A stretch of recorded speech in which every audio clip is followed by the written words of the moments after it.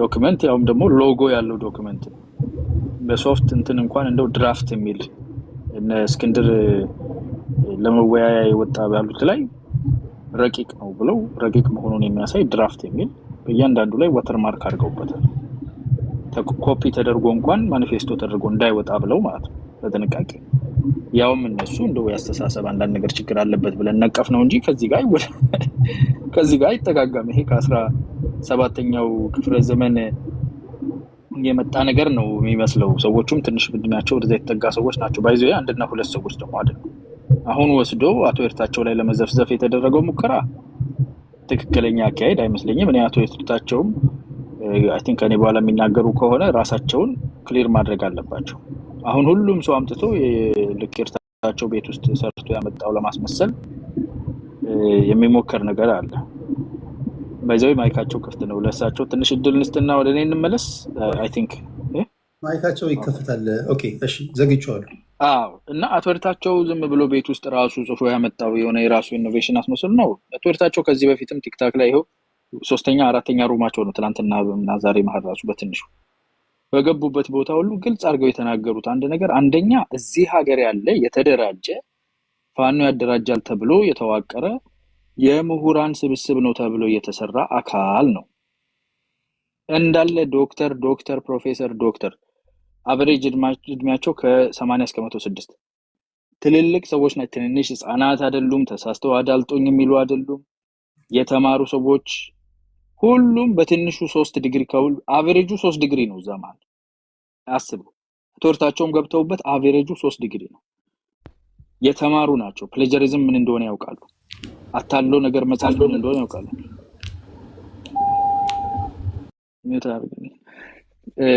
አንድ ነገር ጽፈህ የሌላ ድርጅት ኃላፊነት ሊወስድ የሚችል ድርጅትን ሎጎ መለጠፍ ምን ማለት እንደሆነ ያውቃሉ። ያ ሁሉ ዶክተር፣ ያ ሁሉ ፕሮፌሰር፣ ያ ሁሉ ኢንጂነር ማለት ነው። ህፃናት አይደሉም። አቶ ኤርታቸው በትርፍ ጊዜያቸው መኪናቸው ጀርባ ተቀምጠው የነበረ የሚባለው አይነት ቅዠት አይደለም። ይሄ ስር የሰደደ ዛሬ የተጀመረ እኮ ደግሞ አይደለም። የዛሬ 3 ዓመትም የተባለ ነገር ነው። አቶ ኤርታቸው ወልቃይት አካባቢና አማራ አካባቢ ሄደው ቪዚት ሲያደርጉ የዛሬ 3 ዓመት 4 ዓመት በጊዜው ከነበሩ ባለስልጣናት ጋር ፎቶ ተነስቶ እንጂ ዘመነ ካሴ አስረስ ማን ነው ፎቶ ያልተነሳ? ራሱም ባለስልጣን ያልነበረ ማለት ነው። እንዳለ እኮ ኢትዮ 360 የባለስልጣን ስብስብ ነው። እንዳለ እኮ ባለስልጣን ክልል አስተዳዳሪ የነበረ እኮ ዲስግራንትልድ ኤምፕሎይ ነው። እንዳለ እኮ ታጋይ ሆኖ ወጣው ኢትዮ ላቭ ዘክተር ይቆጣል እና አሁን ዛሬ ላይ መተህ እሳቸው ሚኒማይዝ አድርገህ አቶ ኤርታቸውን አቶ ብያልጠራቸውም ትንሽ አድርጊያቸው ምናምን እሳቸውን በማሳነስ ውስጥ ይሄ ነው ፈንዳሜንታል የሆነ የፖለቲካ ችግር አለ። በድርጅት ደረጃ ተዋቅሮ ህዝብና ህዝብን የማያኗኑር ፖለቲካ እየሰራችሁ ነው።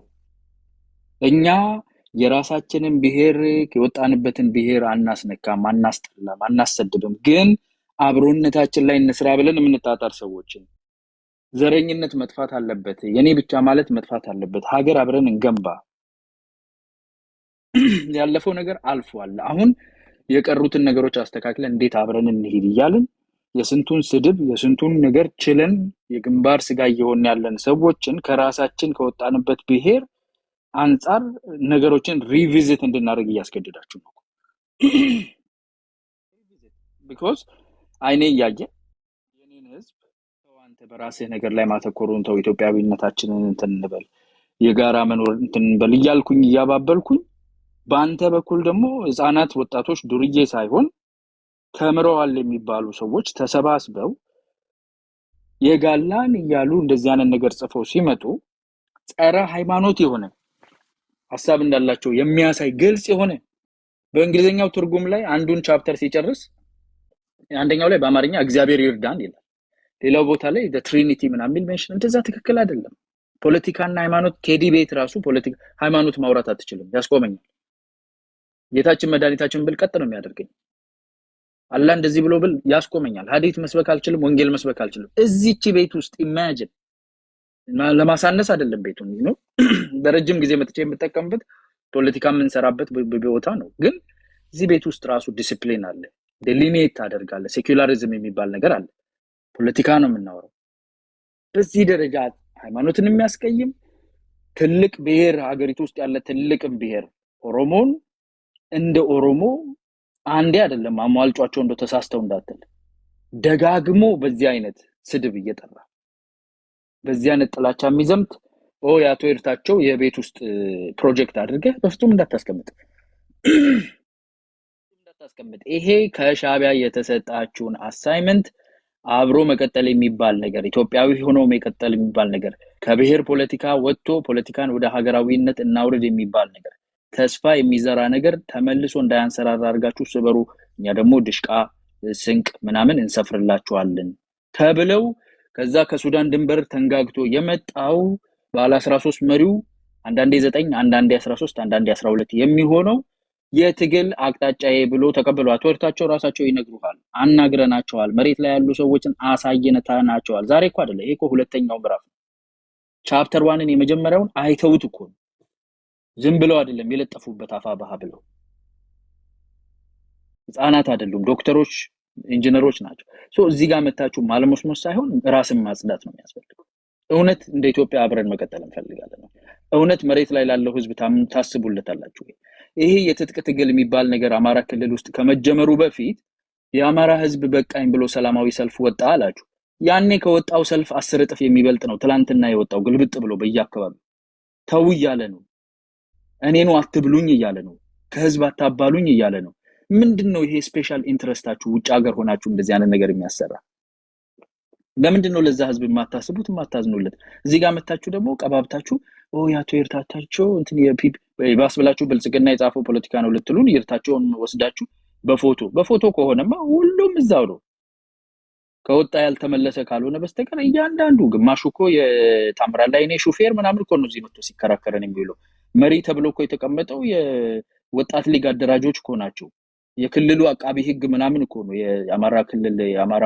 የጎጃም ፋኖ በሪ እርታቸውን አንድ ፎቶ ከአዳነች ጎን ተነስቷል የዛሬ 3 አመት ብለ ይሄን ኤቪደንስ አርገታ አመጣለሁ ክሊር ኤንድ ኤቪደንት የሆነ ማኒፌስቶ ጸረ ኦሮሞ ጸረ ሙስሊም ጸረ ፕሮቴስታንት የሆነ ማኒፌስቶ ተጽፎ ፊት ለፊታችን ተቀምጦ የይርታቸው ችግር ልታረግ ስትሞክር ይርታቸው ሊክ አደረገ ኮንቴን አላደረገም ተናገረው አወራው አይዶንት ተፈቅዶለት ይሁን አላውቅም አብረውት የሰሩ ሰዎች ግን በአማራ ማደራጀት ውስጥ የሚታወቁ ሚሸመግሉ የዚህ ጉዳይ ቀጥተኛ ተያያዥነት ያላቸው መሬት ያለው አካል ኢንፎርምድ ያደረጉ ናቸው ወደ ኋላ ወደፊት ከመናረግ ታምኑበታላችሁ የጋላን ብራዘር የበላይነት ትግል ነው የያዛችሁት ህዝባችንን በትክክለኛው መንገድ እናንቃ እንደዛ አይነት ጠላት ነው የመጣበት ያለው because manifesto የሚለው ይሄንን ነው okay thank you okay ይሄንም ከስር ሳስመረጥ ነበር ልግጨው ለተው ያልኳቸው ነበርና አብዛኛው ልግጨው ብለው ነበር ግን ጊዜም የለኝም አሁን ለመግጨት የሚሆን የኔ ማንነት አለና ቢገርም ነገር ለአጭር ጊዜ the two state solution የሚባለው እስራኤልና የፍልስጤም ትብብር በሞሼና በመሐመድ መሐል 10 ደቂቃ ተፈጥሮ ነበር አሁን የት እንዳለ ባናውቅም ማለት ነው እዚህ መድረክ ላይ ሞሼ የኔ ማንነት ይላል ያቶ ይርታቸው ማንነት ግን አማራነታቸውን ተቀብሏቸዋል ለራሱ ፈልጎት ሊሆን ይችላል ለስራ ጉዳይ ለማንኛውም ሞሼ አይደለም መሐመድ ማለት ነው ሞሼ የተናገራቸው ነገሮች የሻቢያ ነገር አትንኩብኝ አለ አንደኛ ሁለተኛ ገመዱን ስንስበው አለ ቤት 4 ኪሎ ቤተ መንግስት እንደርሳለን አለ ኢንቨስቲጌት እንድናረግ የተወሰነ ቀን ስጡን አለ ኦሬዲ 4 ኪሎ ነው አልክ ምኑን ነው ኢንቨስቲጌት የምታረገው እና እሺ ጥሩ አይደለም የኢንቨስቲጌሽን የሪሰርች ባህልህን አስተካክል ኢንቨስቲጌት የምታረግ ከሆነ መጀመሪያ ኦፕን ሆነ የት እንደሆነ አላውቅም ከውጤቱን ነግራቸዋለን ትላለህ ውጤቱን ነግረህን ኢንቨስቲጌት ላርግ ትላለህ እንዴ ነገሩ እግዚአብሔር ሲረዳህ አቶ ይርታቸውና ሳቢ ይራገጡ የት እንደሆነ መሰረቱን አሳይተዋል ወደ ቁም ነገሩ ልመለስና አንዳንድ የሚነኩ ነገሮችን እመጣለሁ በጣም ቁም ነገር የሆኑ ነገሮች ዛሬ የሰማዋቸው አቅም አለን አቶ ይርታቸው ቃል ጦርነቱ ማለቁ አካባቢ 1 ሚሊዮን ሰው ይግባ ሲባል ነው የገባ ነው ያኔ ነው ያደራጀ ነው ብሎ ያኔ የተነሱ ፎቶዎችን ከነ መሳፍንት ጋር ከሌሎቹም አሁን ፋኖ ከሚባሉት ጋር የተነሷቸውን ፎቶዎች ተነጋግረው እንደመጡ ከዛ በኋላ ሰልፍ ምናምን የሚሉን ማስመሰያ ነው ፕላን ቢ የሚባለው ስንት ጊዜ ነገርናችሁ እኔ አይ ዶንት ኖ ለልና እየሳቀች መሆን አለበት ኒውት አርጋ ከክላባ ውስጥ ጀምሮ ነው የምናወራ የነበር ነው አንዳንዱን ነገር የኤርትራ እጅ ያለባቸው ሰዎች በገንዘባቸው ፕላን ኤ ይሄን ሰውዬ አታለን ልጅ ነገር ነው አብይ አህመድን ወደ ራሳችን ፍላጎት እናድርገን እኛ ኪንግ ሜከር ሆነን ላይ እንቀመጣለን ያለ ብዙ አካል ነበር። ይሄም አይሆን ከሆነ ብለው ፕላን ቢ ነው ጦርነቱ ማብቂያው አካባቢ ላይ ድርድሮች እየመጡ እንደሆነ ሲያውቁ ሄደው አማራውን እንዴት አድርገን ወደ ጦርነት እናስገባዋለን የሚል ነድፎ የመጡ ሰዎች ናቸው። እናንተ አሁን ጅል ናቸው አይናምናም ገንዘብ ነው እነሱ ጋር ያለው ሪሶርስፉል ናቸው ክሊኒክ ያላቸው ባለሀብቶች ብዙ ገንዘብ ያላቸው 40 ዓመት 50 ዓመት ውጭ ሀገር የኖሩ ልጆቻቸው በአሰ ፋሚሊ ከሚሊዮን ዶላር በላይ earn የሚያደርጉ ፋሚሊዎች አሉ። ካሽ ነው። አንተ ሚዲያ ላይ ወጥተህ 3 ሰዓት ሙሉ ብታላዝን አቶ ኤርታቸውና ጓደኞቻቸው አንድ ቀን አንድ እሁድ አዋጥተው የሚልኩት ገንዘብ ብዙ ነገር ያንቀሳቅሳል አንቀሳቅሷልን ባለፉት 3 ዓመት ውስጥ ይሄ አካል ማኒፌስቶ አውጥቶ ኦሮሞን ጋላ ብሎ ሲጠራ እዚህ ጋር መጥቶ አማራ ስትሮንግ የሚባል ሰው ስላመመው ነው ስለቆሰለ ነው ሊለኝ ይችላል። ቤተሰቦቹ ስለሞቱ ትራውማ ስላለበት ነው። ሄትን ኢንተርቴይን ሊያደርግ የሚችልበት የራሱ የታጠቀ ኃይል መሬት ላይ አሰማርቶ የኦሮሞን ህዝብ እንደ ህዝብ ዲኒግሬት አድርጎ ለመናገር ላይሰንስ ይሰጣዋል።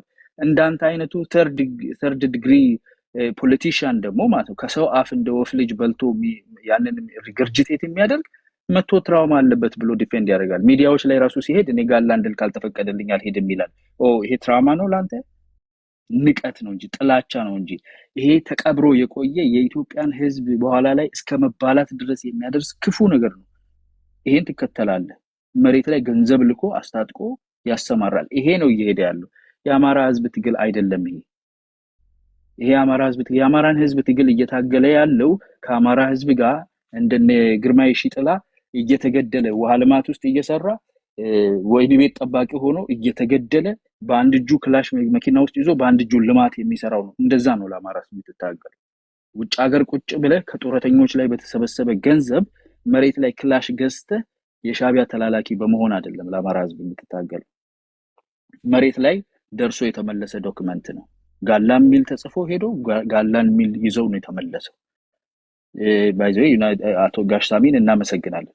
ከፍተኛ ምስጋና አለ። አንተ ብዙ ሰርቪስ ሰጥተሃል ለባዴንም ለብዙዎችም። አሁን ደግሞ ለህዝብ መጨረሻ ላይ የሆነ ነገር እየዋልክ ያለህ ይመስለኛል ፋይናሊ በእድሜ መጨረሻ እና የፕላን ቢ አስፈጻሚዎች ናቸው። ዋይት ሃውስ የተባለውን ነገር እኔ እንደቀልድ አላየውም። በነገራችን እዚህ ሀገር ካሉ አካላቶች ጋር ሎቢስት እስከ መግዛት ድረስ የሚሰሩ ሰዎች እንደሆኑ ይታወቃሉ። እንዴካለን አያንሳል ግን ችግር የለውም እንጠቀምበታል። ስለዚህ የውጭ ግንኙነቱን የሚሰራ በገንዘብ ሎቢስት የሚገዛ አለቅላቂዎችን እዚህ ሚዲያ ላይ መጥቶ ለህዝብ ተቆርቋሪ መስለው የሚያወሩትን የሚገዛ መሬት ላይ ጭምር ጦርነቱን የቀሰቀሰው አካል ከሻቢያ ጋር ትስስር ያለው የገንዘብ አቅም ያለው ይሄ ኦሮሞን ጋላ ነው እናፈናቀላለን 4 ኪሎ ጋላ እንዴት ገባ እኛ ሰብሰርቪያንት አድርገን ካልተጠቀምንበት አብይ አህመድ አይገዛኝም የሚለው ከዘረኝነትና ከጥላቻ እዚህ ላይ የምትለጠፉ ከሆነ እንደ ወጣቶች ማፈሪያ ናችሁ። ይሄ እውነቱ ነው። አንዳንዶቻችሁ ራሳችሁን ዲስታንስ ለማድረግ ሞክራችሁ አንዳንዶቻችሁ ይሄ ስፒን የማይደረግ ጭቃ ነው ተሸክመው ቁጭ ትላለህ ወይ ከላይ ላይ ታራግፋለህ። you can't spin mud. this is mud, this is wet. በቂ ኤቪደንስ ነው ፊት ለፊት የወጣው። የየዋው የኦሮሞ ህዝብ ሀቅ ስላለው እንደዚህ የሚጠላው ኃይል እየተደራጀ እናስመስላለን። የመጨረሻ የምናገረው ነገር ይሄን ተናግሬ ነው መጨረስ የምፈልገው። አማራ ስትሮንግ መላለ እንኳን ተሰባሰባችሁ ምሁሮቻችን ግን የማኒፌስቶ ነገር ምን ይሆናል ይቆያል። ለምን እንደዚህ ጭቃ ጅራፉ እንዳይወጣ ጥላቻው ውስጣችን ስላለ ጥላቻው እንዳይገለጥ ማኒፌስቶ ይቆይልን። ስልጣን ከያዝን በኋላ ኃይል ካገኘን በኋላ ያኔ ጋላ እንላቸዋለን። ያኔ እንደፈለግን እናረጋቸዋለን። በቃ ኦኬ ቴንክ ዩ አያና ልልና ሆሼ ዩናይትድ አሁን እኔ ሄደ ችግር የለው። ኦኬ ታንክ